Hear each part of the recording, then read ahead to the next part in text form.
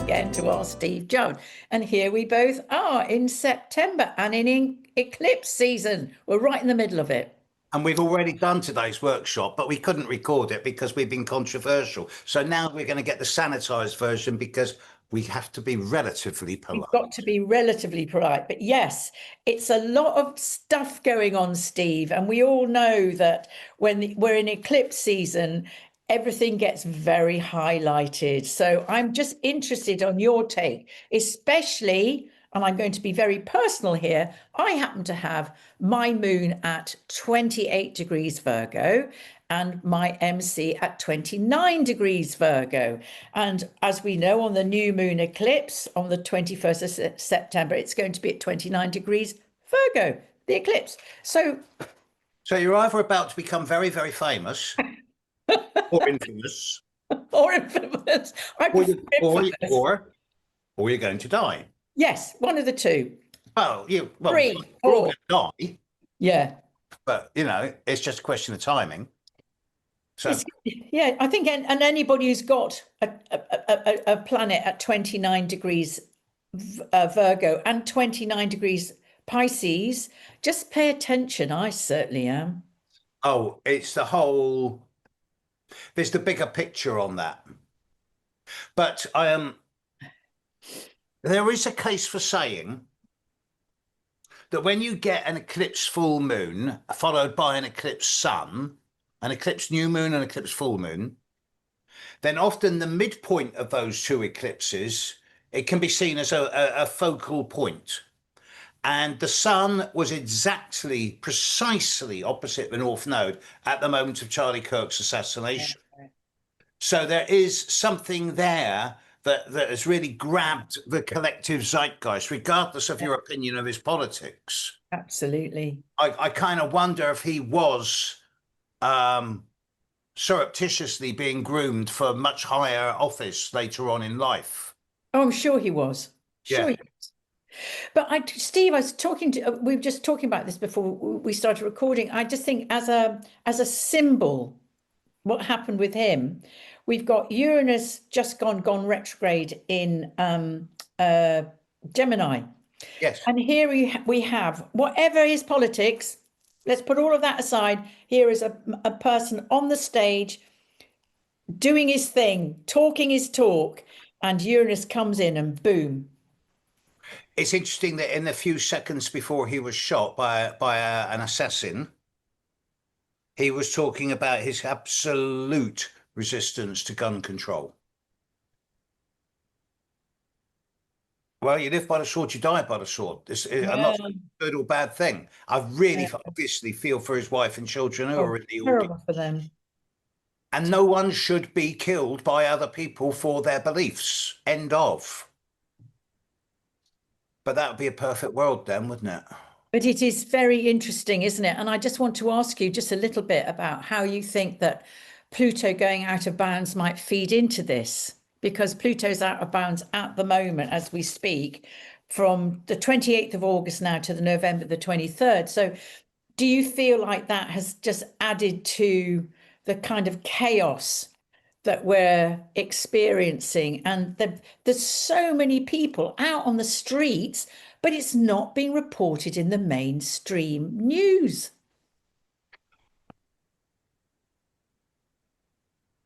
On the one hand, out of bounds planets is a relatively recent phenomenon in astrology. No one had heard of it 25 years ago. No one was talking about it at all. And it's been fringe, very fringe, until the last few years. Few, single figures. I found out I was born with an out of bounds moon, which kind of made me laugh. I still haven't really worked out what it means yet, but I find it interesting. I like the fact being different. Out of bounds means that a planet is more than 23 1/4 degrees north or south of the ecliptic. And another word for the ecliptic is the celestial equator, the equator superimposed on the heavens. And of course, 23 1/3 degrees is where the tropics of Cancer and Capricorn are. So superimpose them onto the heavens. And once that planet is outside of those boundaries, it's out of bounds. But I believe that I know that Venus can go out of bounds. Yeah, some of them do, some of them don't. I can't remember who. I know Yeah. the moon does. Obviously, the sun doesn't. But Yeah. Jupiter, I don't think Jupiter goes out of bounds. I can't remember. I can't remember. But certainly Um, Pluto has and is at this well, moment. and as you say, Uranus is Gemini, the sign in Gemini, the sign of communication and movement, retrograde. And yes, a lot of the stuff that's going on is around individual human rights. Yeah. In Britain, we had this massive protest, hardly reported at the weekend, from the right wing, the extreme right wing. So, Yeah. it swings and roundabouts here. Yeah. And we are in a very similar astrological pattern now to that of 1941 and the rise of the extreme right in Europe. Yeah. Isn't it interesting, isn't it? Um, and coming back to the eclipse season we're in, Yeah.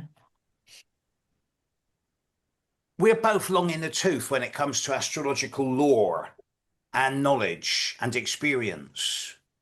We've seen eclipse seasons come and go, and some of them are really poignant and important, and others just. Absolutely. Now, I'm not a fan of. There's lots of websites out there. I particularly like timeanddate.com, who can track exactly where the eclipse is falling. And the solar eclipse that's coming up, the only landmass that's going to get anything like a touch of the eclipse is the south of the South Island of New Zealand. It's over Antarctica. No one's going to actually see it unless they're Mhm. seriously keen. But this eclipse has grabbed me. And the reason, yeah, you've got personal influence here, as have some people very close to me. But the reason it grabs me is because it's 29. Yeah. And when you think of 29 degrees, now on the one hand, yes, you can look at 29 Pisces with there's a star there, and I forget the name, Fomalhaut, perhaps. There's a star at 29 Leo with Regulus. Yeah. 29 Taurus is the Pleiades. There's something at 29 Gemini. 29 Sagittarius was Galactic Center. It's now 28, but it's Yeah. Yeah. and 29 Scorpio. Well, we all know there's legends associated with 29 Scorpio. So the 29th degree, the anaretic degree, is hugely significant. And it's amazing how many people born with the sun at 0 degrees or 29 degrees of a sign represent the qualities of that sign much more than people born Yeah. in the middle of that sign. Yeah. All of this is pertinent, but what is hugely significant, and no one else is picking up on this yet, as far as I know, the eclipse is exactly opposite Saturn, and Saturn is at 29 degrees of Pisces. Absolutely. And 29 degrees of Pisces is the end of the zodiac. It is the final degree of the zodiac. So with Saturn, and here I'm thinking of Saturn with the cowl and the skeleton and the scythe, at the very, very, very end of the zodiac, working with the light of the sun being withdrawn. Absolutely. The end of the tipping point when we This start is the the descent. end time It is the in end many time. ways. It Absolutely. is not the end of the world. It's end It's not time. the end of life, but it is the end of a massive cycle. Yeah. And I see it as the end of humanity's apprenticeship and the emergence into a whole new way of life.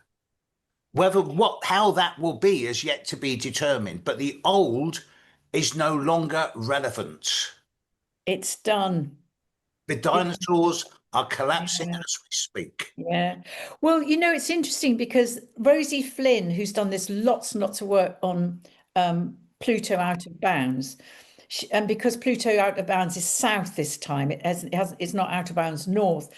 And she's saying that from what she's found out about tracing it back, that the south out of bounds is more to do with revolts and collapses of civilizations and extreme lessons. If it's north, it's normally about tyrants and sort of like power battles and stuff like that. But this time it's about collapse. And that is what we're seeing everywhere.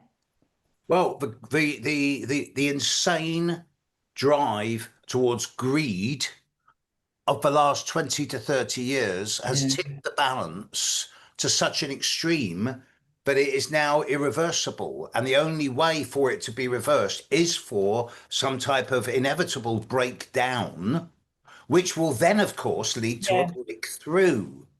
Well, that's the Pluto energy, isn't it? Oh, mixed with Uranus as well. Yeah. Yeah. Yeah. Yeah. And of course, there's Saturn, Neptune in the background going, okay, yeah, we'll watch. Yeah, all right. Yeah. Yeah.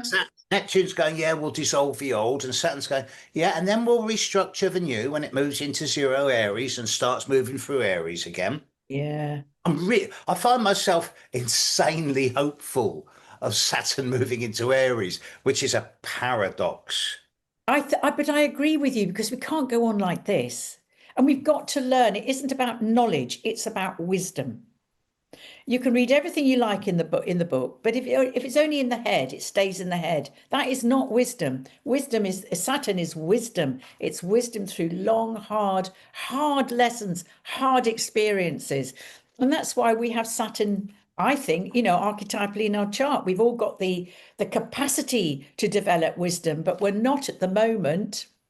I've always considered the horoscope to be a blueprint of potential. Absolutely. But I'm always sort of covering my back by reminding people when I say, on the one hand, it's a blueprint of potential. It doesn't say what will happen, it says what can, because the planets impel, they don't compel. That's the oldest one in the book. Yeah. Yeah. That's right up there, as above, so below. Yeah. So Absolutely, that's Hermetic teachings completely. I just feel like we've we're in such uncharted waters now. And again, it isn't about being fear mongering, is it? It's about just listen to yourself. Just be aware that there's a lot of unrest out there. Things are collapsing. They are. We can see it. It's not sort of, yeah. it's not written a book. It's actually happening. And And when you look at what's actually coming up now in this next week or so, then you realize actually that this is such a pivotal time, because the events of what's happening now, I'll just give you a taste of yeah, it. Just in the next 14 days, I've got it in front of me.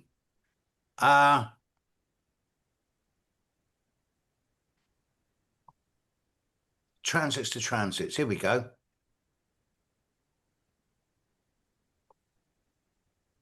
Boom. Yes, we know we've got the eclipse, but in the space of the next few days, not only are we going to see the eclipse, there's a lot of other stuff going on as well. Obviously, Mercury is about to change sign. Venus is about to change sign, both in the next couple of days. Then we've got the eclipse and the sun and the moon opposite Saturn at exactly the same time, within 18 hours of each other. And then the very next day, within 12 hours of the eclipse, Mars moves into Scorpio. And within 24 hours of the eclipse, it's equinox. And then, of course, Mars is going to start, and Mars and the Sun are going to be hitting all the altars. And 3 days after the eclipse, Mars square Pluto. again. That has gone under the radar. It's again. Mars, the last time Mars was squaring Pluto was when Yeah. that was start of Taurus. And Yeah. that was a good year ago. Yeah. Year and a And bit ago. it was a Nazi time. I'm very concerned around that Mars square Pluto on the 24th. And indeed, the whole of this next 9 days is a pivotal time. So you have to look at what's happening in the world and think, oh my God, there's a lot of potential sharpness, acuteness, and risk out there. Oh yes, and that nice Mr. Trump is coming to visit King Charles No, the don't. next couple of days. I'm But gonna all the public appearances have been cancelled, good. fortunately. I know you wanted to speak in Parliament, and thank God he's anyway, let's not go there.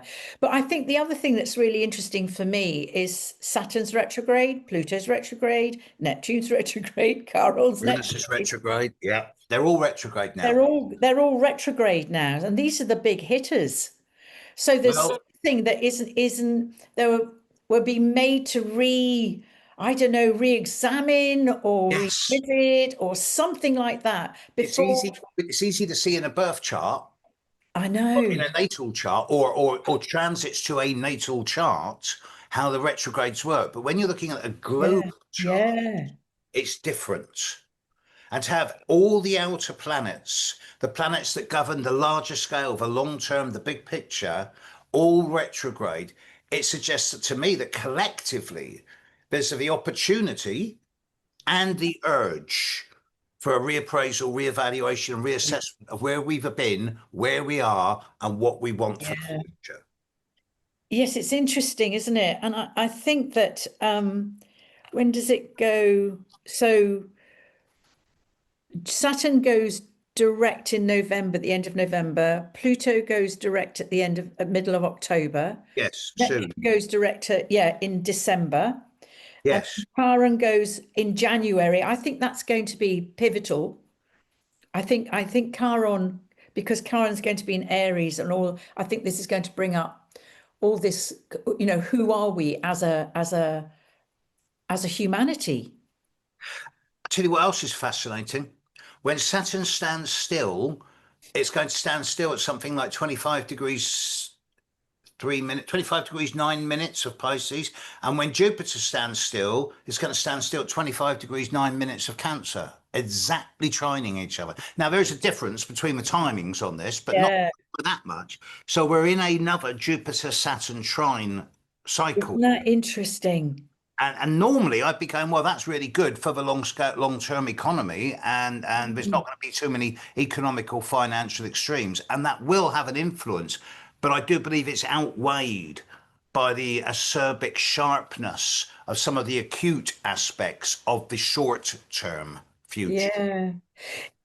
It's as we say, we live in interesting times and we can't predict what's going to happen. All we can do is draw attention to themes. But I feel, and maybe the astrology backs this up, but maybe it doesn't. I think humanity itself, because there's so much unrest now and so much fear, is really going to have to question, what are we now?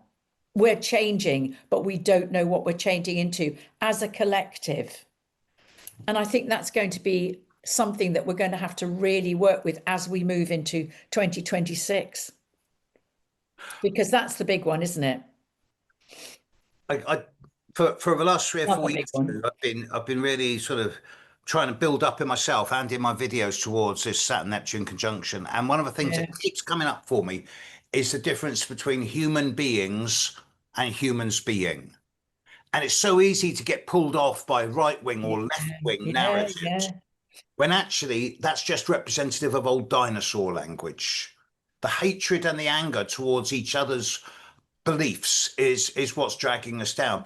If we were all individually and collectively to focus on our own consciousness and our own soul evolution, we'd do it overnight. yes, but we're not ready, are we? Oh, we're about as ready as we're ever going to get. I mean, if we're not ready now, I know, I know, I know. I think some people are ready and more people are getting ready, but we're still playing out dinosaur stuff and it's really in our face. the clock is ticking. Seriously, It is. in the final seconds. Yeah, I think so. Yeah. If we haven't sorted this within 12 months, less than 12 months, then as a species, we're heading into an irreversible decline. Yeah. So it's how can we help ourselves? How can we help each other? How can we help the human collective to transmute? Actually, we want to go further than just transforming. We That's want to transmute. We want Yes. to transmute Yeah. definitely into a different way of Not being. just change the shape, but change the DNA, the Absolutely. molecular structure, the consciousness. Absolutely. Yes. And I think, I think we bang on about this all the time. It's just about, there's three questions. Who am I? Why am I here? And where do I come from? And if you can answer those three questions, you're on the way. But if you're stuck in any of them, do some work on yourself. When people say to me, "Where are you from?" I go, "Earth." I This go time, this time stars. round. When you look in time immemorial, we've looked back at the artists, the sculptors for inspiration for the future. In the last few hundred years, we've had books. So now we can write stories about how we see the future as being. And in the last 50 to 100 years, we've had films. And now we've got all wonderful technology. So, but, and when you look at what's going on in terms of the way the future is being represented, on much of it is dystopian in terms of a slow breakdown over the next 30 to 40 years, leading to a narrow-minded bunch of elite who control it all, whether it's just the web or whether they live off planet or in huge towers above the clouds. But there are others, Gene Roddenberry's Star Trek, for example, where they've abolished money and have a global community where there's no national borders, no money. Wouldn't that be lovely? So there's still hope. And I retain Yeah. hope. I think for me, I look at the cycles, the cycle, the cycle begins at a conjunction or coming together. And that's where the potential is the cipher, the all and nothing in that cipher. And then, the cycle goes up the waxing phase and it builds and builds and builds and it comes, normally, there is success involved and then it reaches a peak, doesn't it? And that's the opposition. And then it starts a slidey slope going down, back down the hill, but in a different way than going up it. You haven't got all that energy. You've got sort of, how do I use what I know? And I feel that the human cycle that we understand has peaked. It's going down the slidey hill, but we could use it well. Yes, oil our skis. Make sure the skateboard wheels are flowing. Yes, use it to dance with and to go down and then get impetus so that when we come up next time, like, whoa, Yes, we go. which is different. But Yes, we've got to go down the slidey slope first. but there's so many different cycles and some are going up and some are going down at the same time. It's huge. I mean, it's multi-dimensional, isn't it? Tell But you I what, think everything is mirroring the fact that we've peaked. This as above, so below. Yeah. Astrology is such a metaphor for the human condition and for the crazy world we live in. It's replicated up there. And if astrology is a collection of portents, portals and portents, Yeah. then that is what gives me hope as a human. Because the large scale, big picture, long-term outlook astrologically is great. The Uranus-Pluto trine, the Uranus-Neptune, Yeah. of the Neptune-Pluto sextile of the next 3 or 4 years offer magnificent opportunities for a type of, as you say, transmutation, the like of which we have never experienced. But we do need challenge and we do need these conflicts. We do to grow. Otherwise, Yes. we'll be hanging around doing nothing. There's no point being in a body. And I do believe that we've incarnated to really understand what love with a big L means. It's beyond human love. And I do believe that. And I feel very strongly that that's why it's so hard here, because we're always trying to understand the true essence of what love is. And it's very difficult to find it on this planet. There's always a condition in the way that we love or are loved, always a condition, and that's human. But when we go to God, this is my perception, I know you don't necessarily agree with me, but my understanding of going to God is this sense I'm part of something greater. Got to get over myself now. The older I get, the more I find myself looking to my heritage and my ancestral roots. And I don't just mean into ancestral in terms of family, I mean ancestral in terms of astrological. I find myself more and more researching and trying to understand and unite with the philosophies and ideas of Plato. Oh God, yes. Well, what I find so interesting, I'm very much a Plato girl. But Well, what I'm so interested is that Aristotle didn't believe any of this. Aristotle was one of Plato's students, He was his student. but he went the opposite way. He was much more Really? mechanistic. He didn't believe in the soul. He didn't, and he didn't believe in reincarnation. He just thought, you're done, you're done. He Well, apparently yeah. Well, that's where Descartes got a lot of his stuff from, and like Descartes and me just don't get on. But I have to tell you, stop me if I told you this. On the MA, when I did the MA in Cultural Astronomy and Astrology, I was on I was in the second group to people to do it back in 2003, 2004. And at one session, I was in a class with about 15 students, and at the time, Doctor, now Professor Nick Campion, and we were talking about the Enlightenment of the 15, 16, 1700s. And we came across Descartes, who said famously, I think, therefore I am. And I said, but he was wrong. And Nick Hampton said, what do you mean? And I said, if he had said, I yeah. feel, Oh, therefore yeah. I am, instead of I think, therefore I am, the whole of Yeah.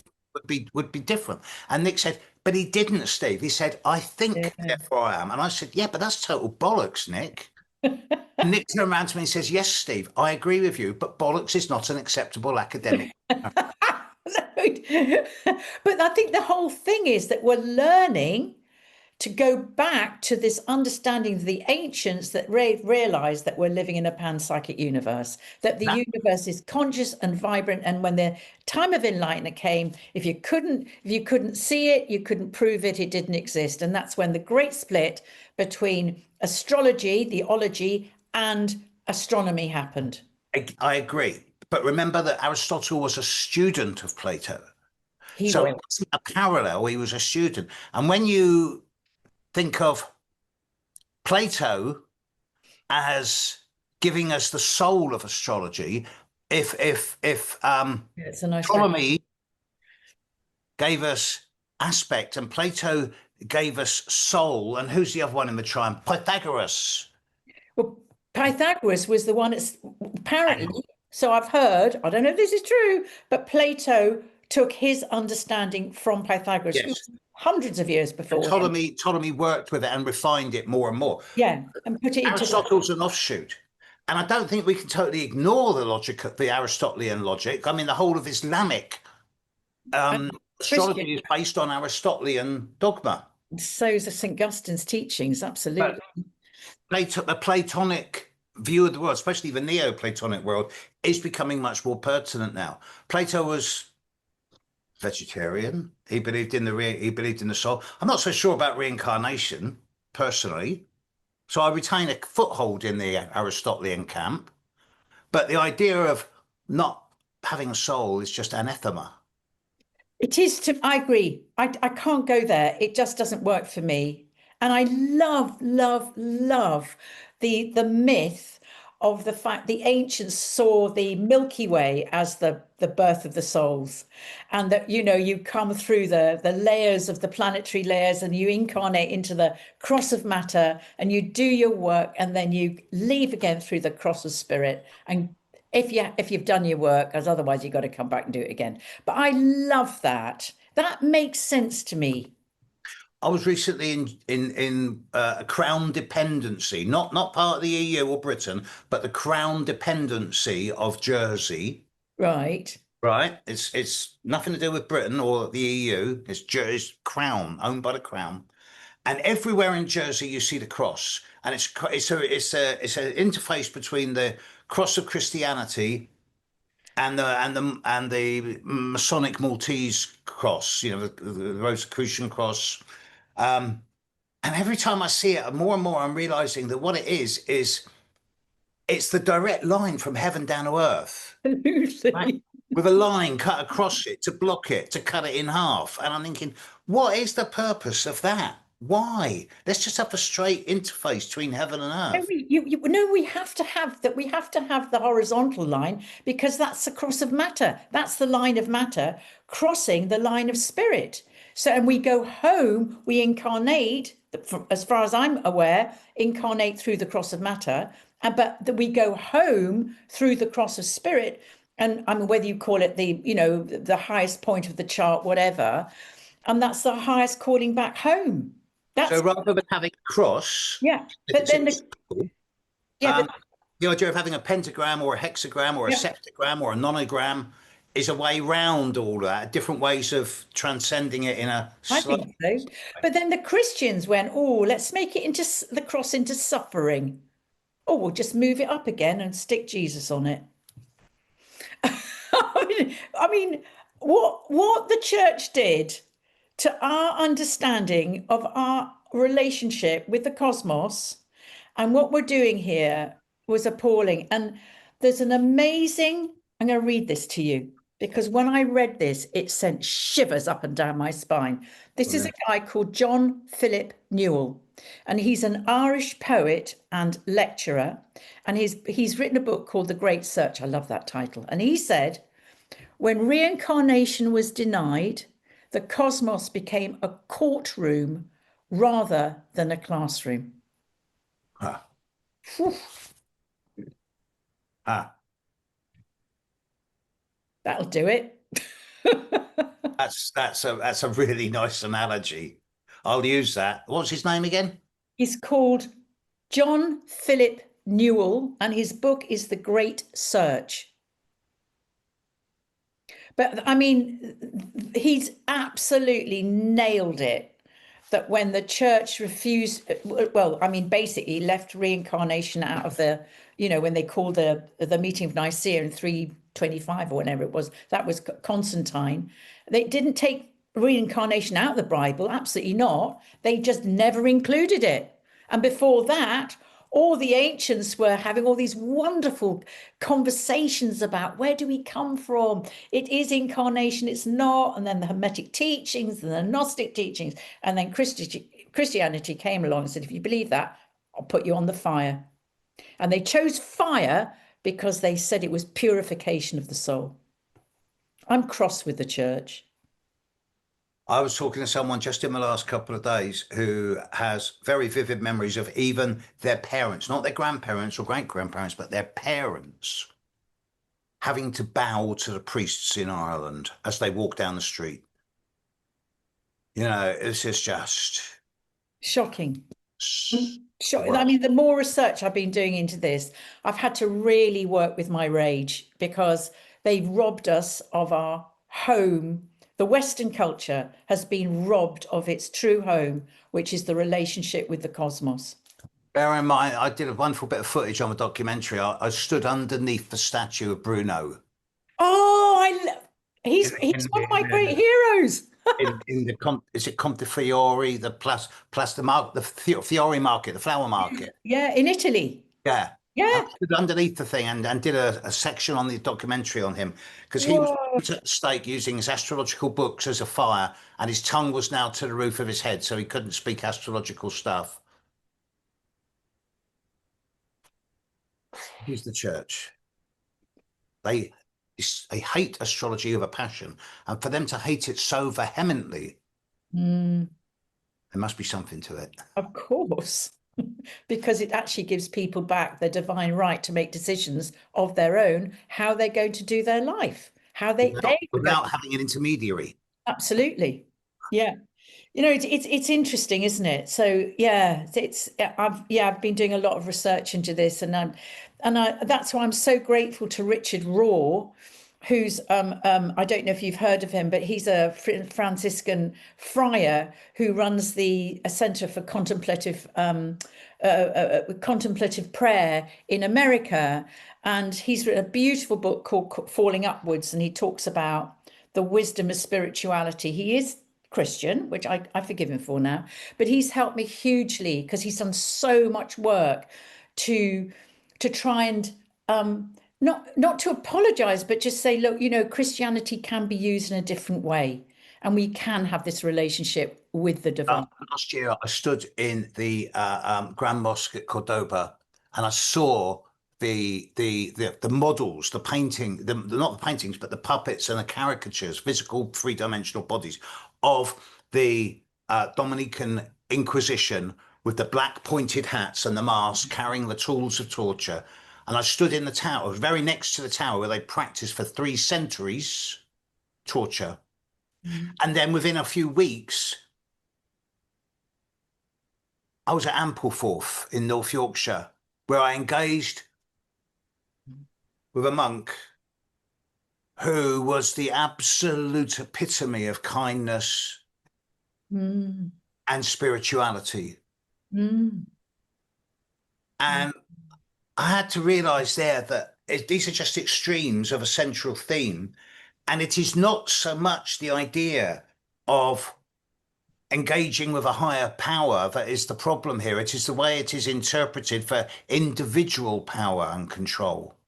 And as you've always said, it's from within, and that's what I think, that's what we're learning, that we're trying to separate out thousands of years of conditioning, being told God is in charge, you're a naughty person just because you've been born of sinful woman.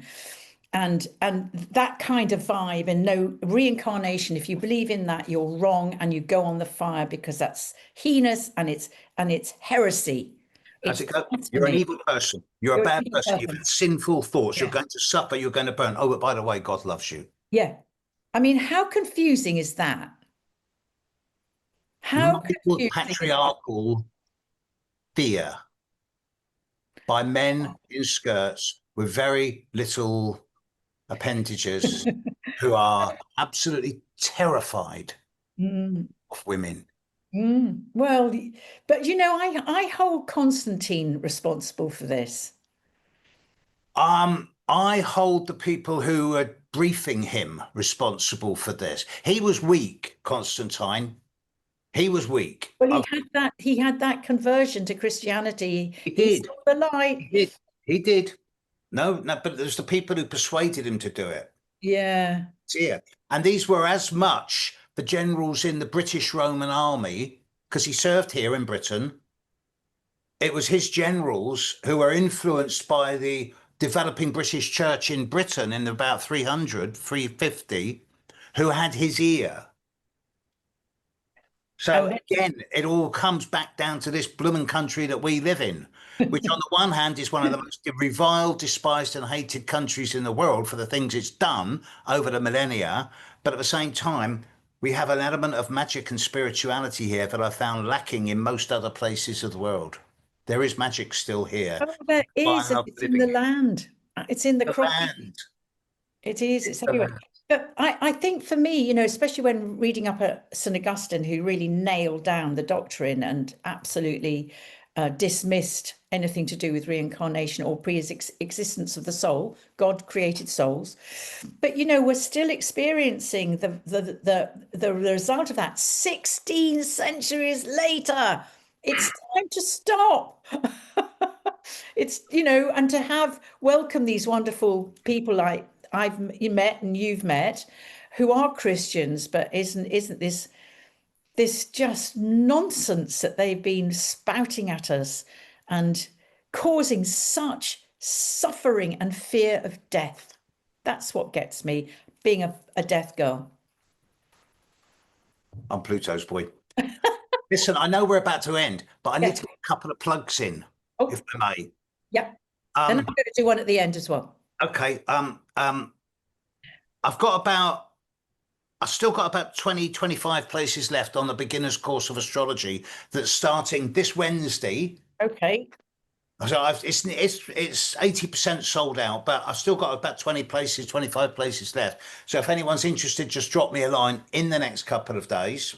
And also in 9 days' time, myself and Alex Trenoweth, we've rented a theatre in the centre of London, right in the middle of the centre of London. And we're doing a 2-person mini shifts happen, a couple Fantastic. of hours. 2 to 3 hours with drinks and nibbles in the bar afterwards and lots of socializing. And that's about half sold out. So if you're Fantastic. in London or London area and you want to see me and Alex Trenoweth in person, drop me a line. I'll send you Fantastic. details. And I'm going to do my own little plug. My Shift Network 7-week course starts on the 30th of September. And it's a real journey into, it's called the Astrology of Life and Death. So come and join me, and all the information's on my website. So We're going to see each other next month. Yeah, Goodness knows what's post eclipse. Post eclipse. Yeah, by then, I honestly think by then we're heading into 3 or 4 months of, I'm not going to say peace and quiet or sanity, but less intense. Let's get through to the last week of this month. Yeah. And then we can breathe a little bit more easily. And God bless all of you who are going through the eclipse season. Yeah. We're with you, as always. So we'll see you guys in October. And thanks so much for listening. We're so grateful. Catch you later, world. Bye.